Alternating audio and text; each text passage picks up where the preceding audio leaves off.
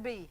And if you are watching me right now, you are viewing my very first show. Yay! And I want to stop and take the opportunity to thank you so much for tuning in. I'm going to tell you a little bit about myself, what you can expect from my show, and then I'm going to bring out my very first guest. But right now, come on and let me take my seat.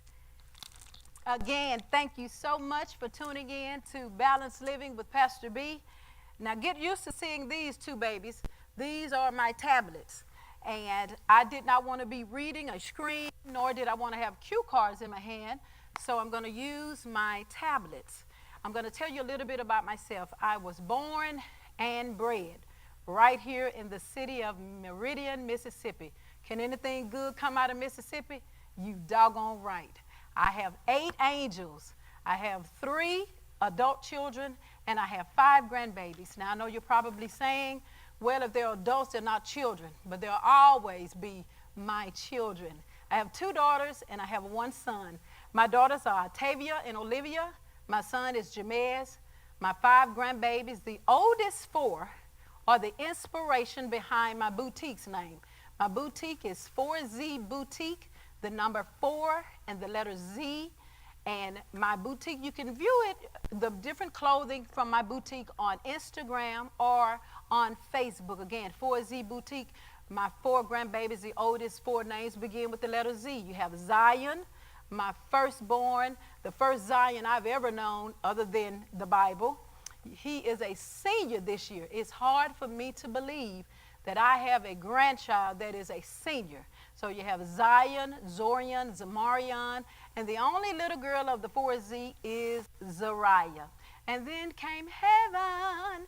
My youngest granddaughter's name is Heaven. Now, I am the pastor right here of Love City Meridian. And the reason I say Love City Meridian, because you have Love City Starkville, Mississippi, Love City Birmingham, Alabama, and Love City Selma, Alabama. So I'm the pastor right here, Love City Meridian, Mississippi. I am the executive administrator and the CFO, or the chief financial officer, right here of Bonds of Love Ministry. Bonds of Love is the umbrella from which all of our church locations and our businesses follow. Now, I want to tell you why I chose the title Balanced Living, because my outreach ministry is called BAM, B-A-M. It stands for Betty Alford Ministries, but it also stands for Balance Anchored Ministry. Balance and anchored in Christ Jesus. Now, most people think that balance is only here, which is an even distribution. Is that too? But you're never always up, you're never always down, it's never always hot, it's never always cold, it's never always sunshine, and it's never always raining. You take the good with the bad, put them together, and it balances out one's life. And it's my objective on this new talk show to show you how to live a balanced life. But right now, I want to stop and pause and tell you to subscribe. If you're watching me on YouTube, then I want you to subscribe and then hit the notification bell and hit all so that you can view all of my shows. If you're watching me on Facebook, then I want you to share it, to like it, tag people in it. I will be coming on every Saturday morning at 10 a.m. Central Time. Now I'm going to tell you a little bit about what you can actually expect from my show. Now, I first want you to know that this is not a preaching show. This will not just be preaching. Now, I believe it was a Prego commercial, the spaghetti commercial one time that said, is in there. So I'm sure the word of God is going to come out because it's in there. But this would not be a preaching show. You have to come and visit me at my location to actually hear me preach. But this would not be a preaching show. This is a church of balance. A show of balance. So I want you all to tune in. I'm non-traditional. I'm non-religious. So understand that this show is not just a preaching show. It's not a preaching show at all, rather. This show will be informative, inspirational, encouraging, and most of all, I hope that it's empowering and fun so that you can come back every week and tune in. Now, I believe that everyone can live a balanced life in every area of life, physically, financially, mentally, emotionally, spiritually, and socially. So I'm going to give you some of the areas in those categories where I'm going to be talking about on my show. First, financially. After doing budgets with people, I realized it's not that people don't make enough money. It's what they do with the money that they make. Most people spend too much or they eat out too much. So it's not that they don't make enough money. After doing budgets, I really realized that people were just mishandling money. I'm going to show you how to actually balance that out. I want to show you that God is not against us having money. He's just only against money having us. So tune in. These will be different shows. I want to show you that getting and receiving should not be your motive for giving. It should be a benefit of giving, not your motive for giving. For getting, I want you to see that it's a benefit. Getting and receiving should not be your motive for giving. It's a benefit of giving. Then I'm going to show you the keys of prosperity. Under physically, I'm going to show you that the number one thing I found out about physical is you need to know your body type. My body type is ectomorph. You have ectomorph, you have endomorph, and then you have mesomorph. So I'm going to show you that the number one thing is to learn what your body type is. I went on, for 30 days, I ate right, but I did not cut out any meats. I did not cut out any sweets. I ate them moderately, but I did not cut out any meats. I did not cut out any sweets. I ate in the day and at night. Most people tell you don't eat after 7, but I want to show you how to balance your physical being. If you listen to what people tell you, before long, you won't be eating nothing. I ate all dairy, and I lost about 11 pounds. So I want to show you how to physically balance your life. Emotionally, most people say that women are just emotional. No, everyone is emotional.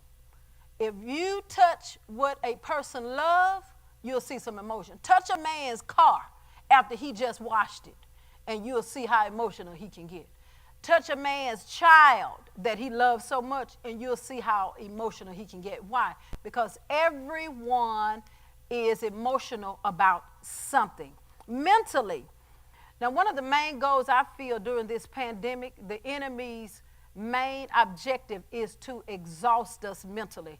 Some people are fearful. Some people are thinking the world is about to come to an end. No, the world is not about to come to an end. There's too much for us to do.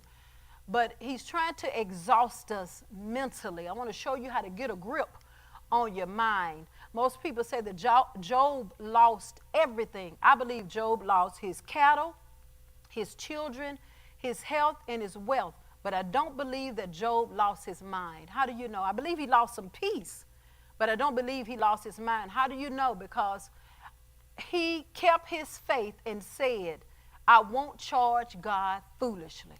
After everything was going on, he did not blame God or charge God foolishly. So I want to show you how to get a grip on your mind, show you how to move past memories that haunt you, where the incident is over, but you still feel the pain.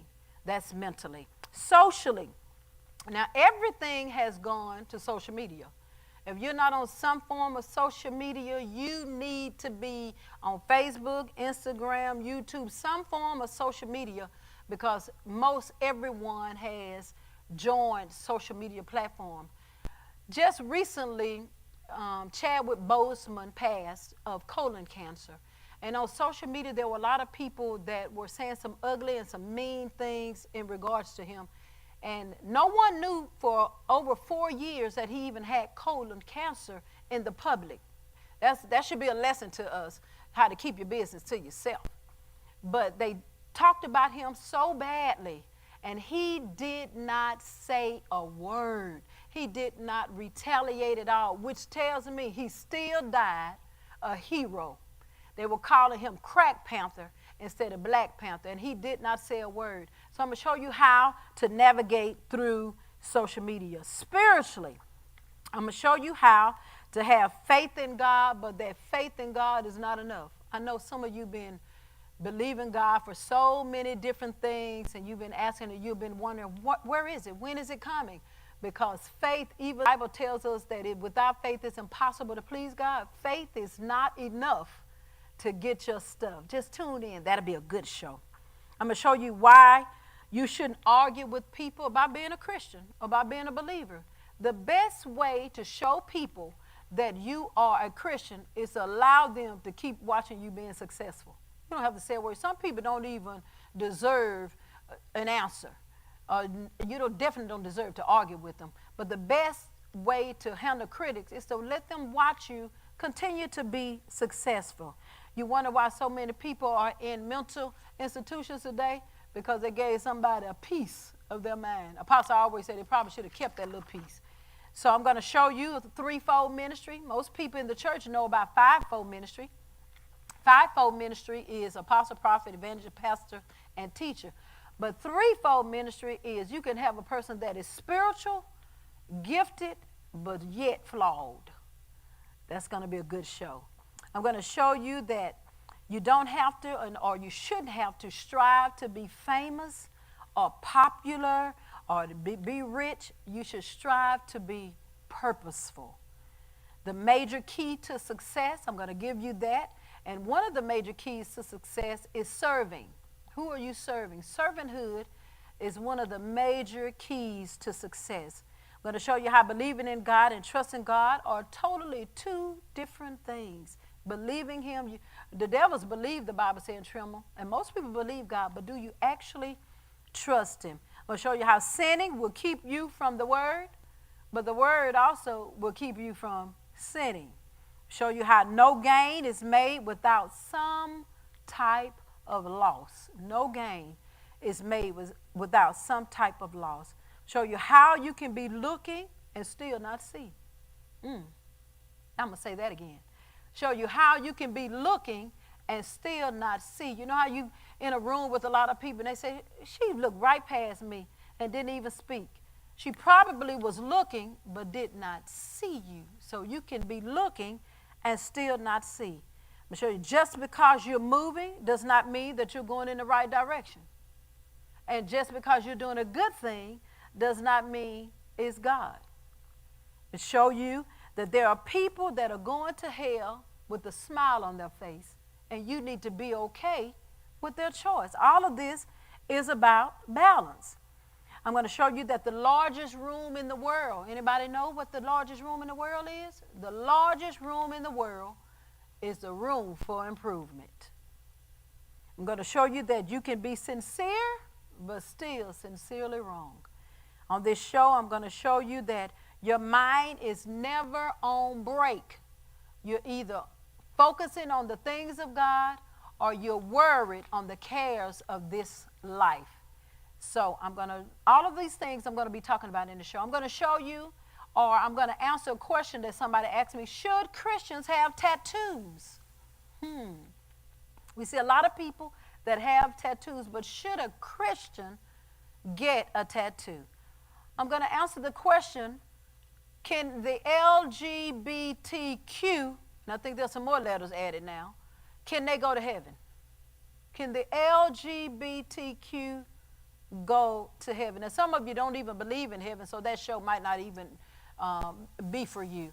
But for some people want to know that. I'm going to show you about relationships, how to balance out your relationships. And I know you're probably saying, well, you're single. That's not just the only relationship with you and a spouse, but I am single again. I was single, married, separated, divorced, and I'm single again. And I can actually show you a little some about being single. And the funny thing about it is, my ex-husband and I now are very good friends. He still cooks for me. Isn't that something? So I have a little something that I can show you. Now, I also want to let you know that on this show, my show, they say that people's attention span is only about 20 minutes. So I'm going to try and limit my shows to about 30 minutes. I'm not a long-winded preacher either. So I'm going to try and limit my shows to about 30 minutes, give or take, a little over sometime, a little under. But I'm going to bring out my very first guest right now. After that, then I'm going to let you know that, again, we want you to subscribe. I want you to subscribe to my channel on YouTube and on Facebook. But right now, I'm going to pause. I'm going to bring out my first guest. We're going to be talking about the pandemic. We're going to be talking about the election and some different things. So I'm going to ask you right now, wherever you are, I'm going to stand, but I'm going to ask you to tune in and stay focused. As I receive this first guest, I thought it was only befitting for me to ask my own pastor to come to be my very first guest. My pastor is none other than Apostle Lamoris Richardson. He is also the founder and the visionary of Bonds of Love Ministries. He's also the pastor of Love City, Starkville, Mississippi. So come on and help me welcome my very first guest to Balanced Living with Pastor B. Hello, Apostle. Hello, God bless you. Thank you for being my guest. Glad to be here.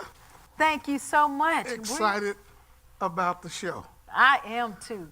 We have quite a bit to get into, and the first topic I want to talk about is the pandemic. I'm going to tell you what I think. I believe that what God gave me from the very beginning, the word of God that he gave me, that the land was suffering because of greed, and that the greed now is being judged. I believe that still to this day, that the reason that we're in this pandemic is because God is judging the land of greed. I don't believe that this is the hand of the enemy. I first thought it was, but I believe that God is using all of this to actually judge greed in the land. But I do believe that God is still in control, and I say this all the time. You don't have to understand what he's doing, just survive it. Yes. What are your thoughts on the pandemic? The pandemic, wow. So much I believe God is doing through the pandemic, and I think a lot of the body of Christ has missed what God is doing, and we're focused so much on the virus, so much on the sickness, so much on some death, until I think we've missed some other things that I think God is doing through the pandemic. Number one, I agree with you. I think the pandemic is God's way of calling the whole earth into order, into balance. I think we have overdid it with money. I agree. Politically, economically, the world itself, the church. For a good while, the church, all of our messages either started with money, ended with money, or were about money. And it was out of balance because we left some of our basic core teaching, basic core beliefs, and it was a run for the money. I know over the years, if I've tried to invite certain guests and bring certain people into the ministry, for one while, it was hard to get anybody, because instead of talking about the ministry and what a person could bring to help the ministry, the whole conversation was about money. So I think that's the first thing. God is judging greed in the world, politically, and in the church. Second thing I believe the pandemic is doing is the pandemic, sometimes when God is trying to push the church in a certain direction, we're so stuck in our past, our religion, the way we've done things, until he can't get us to do it. He can't get us to change. So I think the pandemic was God's way of abruptly stopping our old system. He just brought the whole system to a close. He stopped it. Right now, every preacher everywhere, God put us all on the same level. There's no big preacher. There's no little preacher. Everybody's using Facebook, YouTube, and Zoom. God took all of the politics, all of the big eyes and little U's out of the ministry, and it gave us common ground. The last thing I believe God is doing, I believe right now he's preparing the church that he really wants to present to the world. Okay. So those that God is going to use in this next season, they feel a certain need to get ready, to get prepared, because they sense, they know that God's about to do something he's never did before, and we must now prepare ourselves in all ways to be used by him. That's very good. Now, what do you think about banking? I believe that the Lord is going to judge banking. First of all, you said that everyone, we know that this is not just the United States of America, this is the land, everywhere, the earth. So we know that the only person that has the ability to do that is God. I believe that the banks that we put our money in, Yes. now, weekly put our money in a bank, and then when we go to try and get money out of bank, the same bank, or we wanted to find out about the SBA information that was going on, those same banks won't even give you information after you've been banking with them for so long. You got to say about that. Yes. I tell churches all the time, don't assume that because you put your money in a place that they're for you. Oh, that's good. One of the reasons that God is dealing right now with this money issue is because a lot of the corruptness that has gone on as it relates to money has been through the banking system. I agree. Predatory lending, prejudicial lending, one criteria for one group of people, another criteria for another group. Absolutely. You get two people who's got the same credit score. Yes. One gets a loan, the other doesn't get the loan. Absolutely. And when you figure out why they didn't get the loan, it's based on skin color or where they live. When you talk about a lot of there's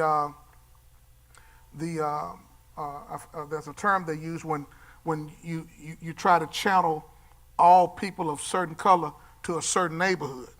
So if you're trying to move into what they call a upper class neighborhood, you don't get the loan because you're trying to move somewhere that you don't belong. The banking system is in many ways is very unfair. And what I've been telling churches over the last 4 to 5 years is find a bank, find a institution that believes in you, believes in what you're doing, and that's where you invest your money. Doesn't believe they're gonna get with you on everything, but they will work with you. When a bank appreciates you, they will work with you on the things you're doing, and they will appreciate your business as much as you appreciate theirs. And one of the things the body of Christ has to do is, we have to get out of this thing of just, going along people because we got our money in that place. And a lot of times, let's say if you're building a church, they want to put a sign in your front yard and all that. I tell people, when you borrow money, they're not giving you that money. That's right. They're charging you for that money. Right. So you don't have to give away your front lawn unless they want to give a considerable donation to the ministry. But you don't have to give away your front lawn, advertise them, because you advertise them when they're giving you money. But if you loaning me money and charging me for it, I don't owe you as vertebrates in my front yard. I agree. I'm going to shift gears right here on the schooling. And the reason I'm doing Schooling, Lord. because of my grandchildren. Now, I believe that they're trying to rush these children back to school too soon. And I'm thinking that it's because the president said something about they won't get federal funding. Now, I believe that you don't have to like the person in office. I respect the office. Yes, I'll say that. I respect correct. the office. I might not agree with the man, but I do respect the office. Yes. But I don't agree that they should be forcing the children to go back to school because they want federal funding. Now, if anybody know of anybody that can homeschool my grandbabies that are good, just hit me up. Put it down in the comments. I wish that I had someone that could homeschool them, but I don't think that they're taking into consideration the safety of the children. What do you think? Well, we're back at money. The reason there's such a push to get the schools open is because the schools are trying to get funding. And the reason that the government is trying to rush the students back is because if kids don't go to school, mama doesn't go to work. So we got to push mama back to work. The way we get mom and dad back to work is push the kids back to the school. This still is money-based, money-driven. It's all about that mean green. And it is one of the reasons I believe we are in this pandemic. I think the pandemic could have been over a couple of months ago. Okay. But at the time that we should have sheltered down, stayed at home, isolated, got free from the They virus. open things back up. We rushed everything back open because of money. Yeah. And when a country says, in God we trust, and really we trust in the money, God will at some point judge the land. Okay. Did I do good with that? You did very good with that. Okay. Let's talk about cryptocurrency or Bitcoin. And the only thing I know about it is that it's a digital medium of exchange. But I know that you do shares and all of this, and you're into all of this. I want you to tell me exactly what is Bitcoin. Okay, without getting too deep, because it could take up a lot of time. This is the simplest way for me to put this. Okay. Every country has its own currency. In the United States, our currency is dollars, cents. Other places, euros. Okay. Other places, euros, yens. So every country has its own currency. The blockchain, or what they call cryptocurrency, is a digital currency that can be used by all countries at the same time. Wow. Because it's not a national currency, it's a digital currency. So anybody can use it. It is thought that over the next several years, cryptocurrency will replace what we now call money. If you notice, everything now, they're getting everybody used to paying for things with their phones, with their tablets. Well, that's leading us somewhere. Think that's getting ready for the mark of the beast? It could be, yes. One thing the Bible says about the mark of the beast is that no man will be able to spend or buy or sell, without accepting that mark. So it's a digital currency that can be used anywhere. Many stores are now accepting Bitcoins for purchases. When you go online, you'll see you can pay with credit card, you can pay, and then Bitcoins are down there. So it's becoming a currency, and it is predicted, those that trade stocks and are in the open market, it's being predicted that this is going to revolutionize money, and I'm talking about over the next 5-10 years, it should take over. So it's a digital currency that can be used across the world at any time, and it's set up where you can't hide your identity. Okay. A person don't have to. Right now, if I make you a loan, I have to let you bring me certain stuff to identify who you are. But once you take on this digital currency, then you'll be able to walk into a place, give your number. They can just punch in the number, and they know everything they need to know about you to make that transaction. Okay, that's very good. Did I help? I knew you would know all about that. All right, let's get into the election. We know that we're about to go into a presidential election, and I don't think that you have to agree with the president, whomever is in office, but I do believe you need to exercise your right to vote. Most people don't say, they're going to do whatever they want to do anyway. It don't make no difference if we vote or not. I believe two things. First, I believe that too many people lost their lives for us to vote. Our ancestors and different ones stood in lines for a long time, and people lost their lives, not just black people, lost their lives for us to have the right to vote. And then I believe that you can't say, I'm just going to believe God. The Christians say, I'm just going to believe God, and God going to do it. I'm trusting in the Lord. That's just like saying, I'm going to believe God for a job, but never go and put in any applications anywhere. You're just sitting at home and you believe in God. No, you got to do your part. And then God will do his, then trust God. But you got to at least go and do your part. Faith without what? Works is dead. Yes. So you've got to do your part. You can't just sit at home and say, well, they're going to do whatever they want to do. I believe we should exercise our right to vote. What's your thoughts? Number one, this is the most important election, I believe, since I have been in the world. I think it's just that important. There's been a lot of marching. There's been a lot of protesting. There's been lives given. There's been paintings. You got murals have been pointed in the streets. We have been angry at the police, angry at the government. We've marched in front of the White House. Citizens have been killed. Police officers have been killed. But if we don't translate all of this vigor into votes at the poll, Right. it's all in vain. If voting, and people say, well, I don't vote, or voting doesn't change anything, this thing you hear, but if it doesn't change at the ballot, it's not going to change. Okay. Well, you can run them down the road and holler and complain, and you can get out in front of the White House and try to break through the fence and all that. But if you don't go to the polls and vote, it's all in vain. Nothing changes by protest alone.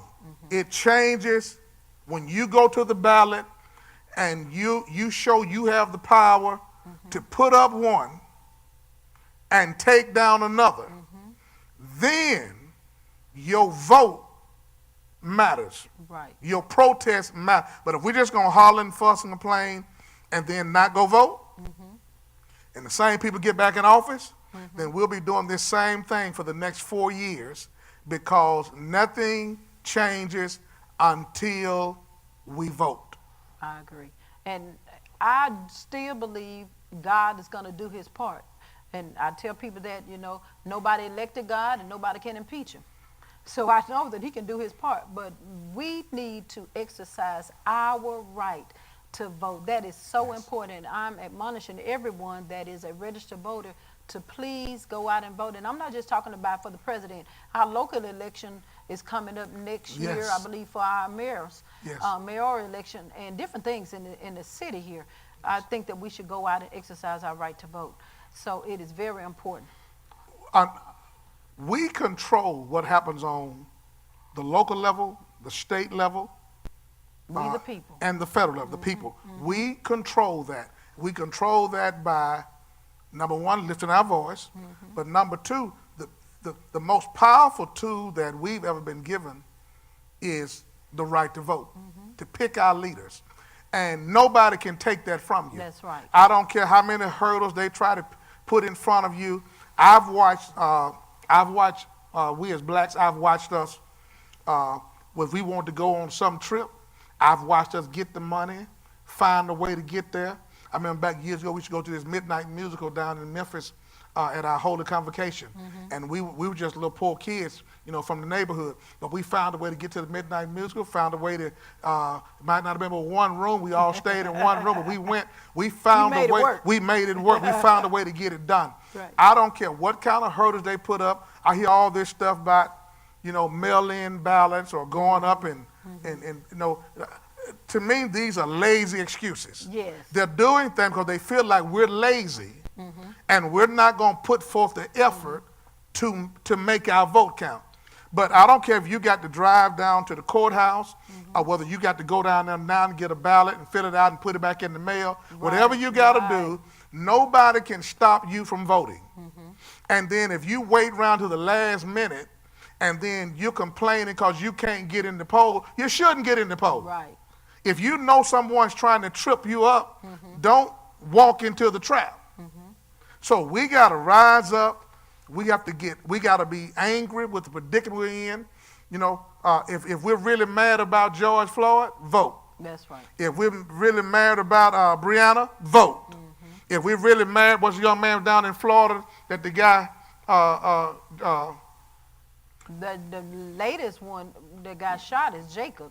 He didn't die though. The first guy, where the guy was following the guy around the neighborhood, and shot him down. Trayvon Martin. Trayvon Martin. We're really mad about that. Vote. No, vote these folk out of office.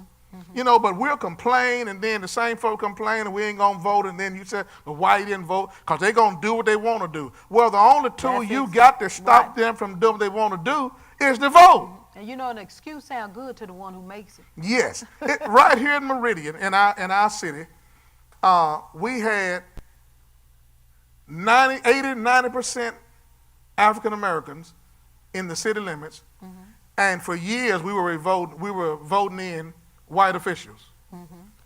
And it's just been the last 8 years that we've changed where enough of us went to the poll to make a difference. Well, that's nobody else's fault, that's our fault. And if we don't get the changes we want in this November election, it's not anybody else's fault. We need to rise up and go to the poll. We have the power and we have the numbers to make a difference if we'll rise up and vote. I agree. Now, can I say one more thing? You sure can. And don't take for granted. Now, a lot of people think our president is dumb and ignorant. Our president is not dumb and he's not ignorant. By no means. And he's calculated. He's calculated, and he plays this game better than most of the Democrats do. And things we think he doesn't know what he's doing, he knows exactly what he's doing because he is very skillful at shaping people's opinion. And if we don't rise up and do our part, we're going to be shocked because a month or so from now, he'll be going back in the office. We'll be standing around with a gaze on face asking how he does it because he has planned his work and he works his plan very, very well. And that's what he does on every rally. Every rally. When he's talking on the rally, yes, people say, oh, he ignites fear, he ignites fear, he ignites fear. But what he's doing is he's appeasing to the people that their emotions and the ones that he knows is going to rise up with him. That's right. He's calculating it all. Yes, he is. But I want to end on education for us. I believe that we should educate ourselves and don't be ignorant of the devices that's going on locally, nationally, and internationally. And I don't believe that we understand that people are afraid of you when you're educated, when you're knowledgeable, when you can make something happen yourself. Tyler Perry is a very good example of when Hollywood did not accept him. Then he made his own money, he built his own studio, and now he called his own shots. And what we need to do is educate ourselves on how to navigate here in our own cities and wherever else we're going, whatever platform, that's what I'm trying to say, whatever platform we have. It's hard to beat somebody that knows what they're doing and how educated and skillful they are behind it. So what are your thoughts on us educating ourselves on what needs to take place after we come out of this pandemic? After the pandemic? Wow. One of the things I think is going to happen is after the pandemic, I've been trying to warn the body of Christ, there's going to be a strong clampdown on money. We're fixing to go into if it was the Bible, it would be a famine. The people that are going to be okay with this are people that have the wisdom to know how to survive and make money after this. And let me show you how important this is. Most of us in our community, we try to become wealthy by working. In the white community, they become wealthy by playing the stock market. Most of our community knows nothing about the stock market. We don't know how to play it. We don't know what it is. You follow me? We don't know what a bid is. We don't know what a short sale is. We don't know. I can go on.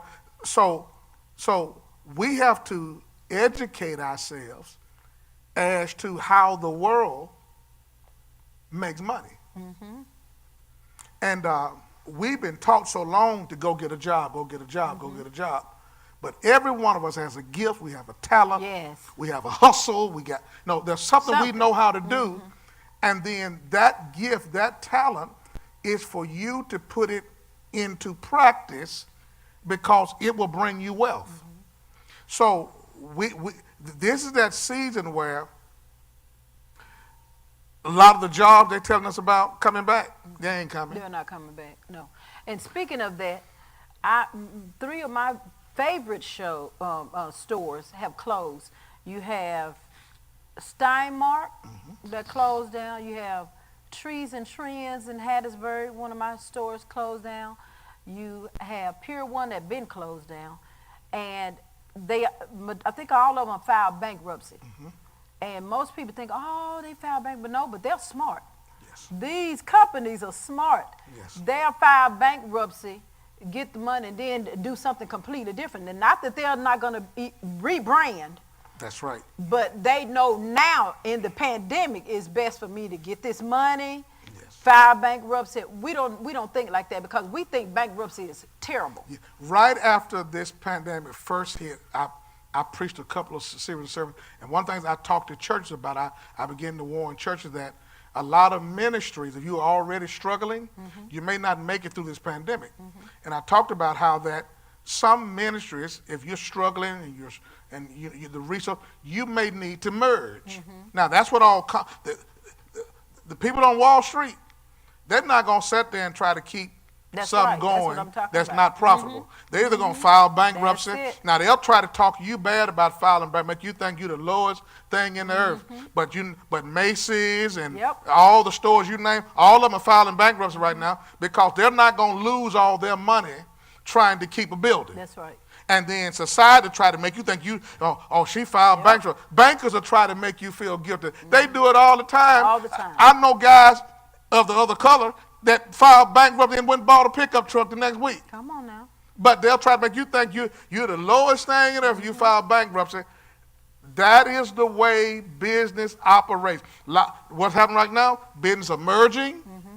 Right now, you got a company called Oracle. Then you've got Microsoft and another company. All of them are fighting over this Chinese company called TikTok. Okay. And it's a big bidding war going on over who's going to get that company. Well, they're not going to go out of business. When the money gets tight and it's not working, they're either going to sell, they're going to file bankruptcy, they're going to do what they need to do to get back in position. Pastors, Lord have mercy. Talk about it. We can be in a church, we don't make enough to pay the bills, we're not getting paid. You're rushing, trying to keep the lights put on the light bill date every month. And in the name of the Lord, in the name of what God called me to do, we'll just keep struggling with that month after month after month because it never dawns on us. Maybe I'm not supposed to be number one. Maybe the reason this is not working is because I'm supposed to be working with someone else and it would end my struggle. Yes. But we get in our mind God called us, and even though God's not paying for it, see, I believe anything God calls for, he pays for. If he ordered, he paid for it. I don't believe God calls for something, and then you're struggling having to pay your own personal money, personal rent, personal car note to keep it running. But see, now that's going to be another show. That's another show. That's gonna be if a show. God called for it, Yeah. and he told me if I didn't provide for my family, I'm going to bring you back on that show. I'm worse than an infidel. Now, he said if I don't provide for my family, I'm worse than an infidel. So what would that make him if he don't provide for his? When I get on finances, I'm gonna bring you back on that show. Then but I think that you'll be my guest for quite some time. We're in the pandemic now. Okay. Okay, we're 6 feet away. That's right. We work together, so we in the pandemic. You're gonna be my guest. But I believe that. Well, I'll say this. I don't understand how, not just a pastor, a leader can see themselves struggling, know there's someone that can help them, and won't merge with them. I just went in, I believe is that, what is it, Anders? What's that furniture over there? By, I want to say Hollick Myers. Is it Hollick Myers? It might be Hollick Myers. over there where Joanne's and all of that is. Well, anyway, I just went in there, and they were looked like the furniture and everything was scarce. Mm-hmm. And I went in for some pictures, and the young lady, I said, boy, I said, the pandemic did this? And she said, no, we're merging. Yeah. She said, we're merging with another company because this store is only, it's not national. Mm-hmm. But the other company is national, and we're merging. I don't understand how the world can do it, corporations can do it, and then you have pastors, leaders, people in businesses yes. selling the same thing. But to say that you got a business and they got a business, and both of you come together and you can have a bigger business. Well, sometimes, and this is humorous, but sometimes it's as small as somebody want to be able to say, I'm a CEO. Wow, that is small. I'm going to say, some guys are fascinated with pastor being in front of their name. Wow. It's so trivial that it's funny. But we're suffering because our aces are not in place. Mm-hmm. Mm-hmm. We have children leading. Mm-hmm. We have people who have not had an experience with God. Now, mm-hmm. they're saved, mm-hmm. but they don't have any experience. Small minds trying to get on big stages. Yes. Trying to be big when little got them. Mm-hmm. We're battling with that. We're fighting with that. And until it's not important for us to be the head, yes, but be part of the body, mm-hmm. we're going to keep suffering with this. Let me use our ministry, this fine facility we're sitting in. I built this. Then after I built it, the Lord told me to turn it over to you. Mm-hmm. That was hard. It was the biggest building I built. It was the nicest building I built. I was proud of my work that I mm-hmm. put into it. You know, a lot of hours. Then I really built it twice because the tornado came and tore it down, and I built it back, improved, but just like it was, I built it back. So I built it twice. Mm-hmm. And but God had so much more for me mm-hmm. that if I didn't give it away, mm-hmm. He wouldn't have been able to take me to the next place. God took, when I moved here back in 1998, God took a little small block building. Sometimes on the show we'll show people a picture of that block building. My goal was to be just a good little pastor. I didn't want to be. My goal wasn't to be a pastor at all. That's right. I didn't want to. I wasn't trying to be big at all. I wasn't trying to be international. Mm-hmm. I watch all these people nowadays. You got a building with 5 people in it, and your sign says international behind the name. Voice of Hope International. You ain't never been out of your state. Now, we don't use the term international, mm-hmm. but we actually have built churches internationally. Mm-hmm. But we don't use the name because I feel like if you're really international, you don't have to tell anybody. You don't have to speak it. Your work will speak for mm-hmm. you. But I hear all these people with international in their name, and they're a local ministry, local church, and I'm trying to figure out why are you so hurried to stick, because it's all image. And I'm telling you, this is what God is trying to tear down. This is what this pandemic is doing. It's killing a lot of false images mm-hmm. where guys thought the ministry was all about getting the church and getting rich. Yeah. God's stopping that because that is not what ministry is about. Ministry is about serving people, mm-hmm. finding out what God wants to do in the earth and assisting him in that. Mm-hmm. Ministry is about spending your life to improve somebody else's life. So, back to where I was going, I ended up giving this ministry away. Then God gave me another one, and we gave it away. And he gave us another one, and he gave that away.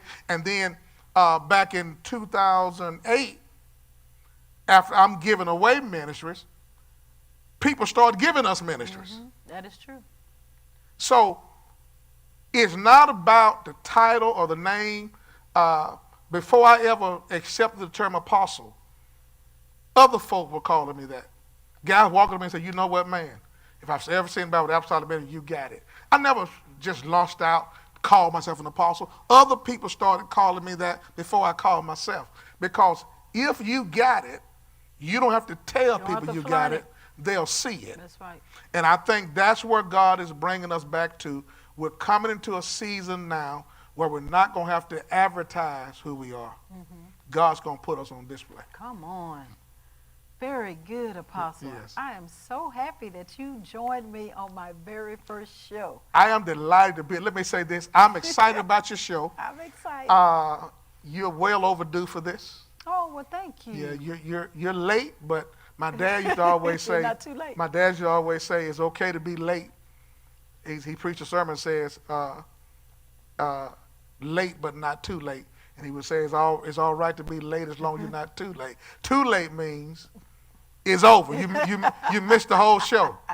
But you can show up a little late and you get there in time for the main feature. So I think you're a little late, but you're just in time for what God wants to do. Well, I'm excited, and I'm going to stop right here. Don't you move, Apostle. I want to ask everyone on YouTube again to subscribe to my YouTube channel. Go to Betty Alford Ministries, plural, Betty Alford Ministries, and you'll see BAM, B-A-M, pink logo, and you'll see my silhouette. Subscribe and hit the notification bell. If you're on Facebook, I need you to like the page and share the page. Go back to the beginning of this show and see some of the things that I'm going to be talking about, how you can balance your life, and you'll actually see what the show is going to be about. It's going to be really, really good. Again, I am a pastor, but I am non-religious and non-traditional. This will not be no preaching show. We're going to get down into some nitty-gritty. So I need you all to share and like the page. I'm going to be here every Saturday at 10 o'clock in the morning Central Time, and I want you to join me right back here every Saturday. And if you've been watching me, this has been Balanced Living with me, Pastor B, and I'll see you next week.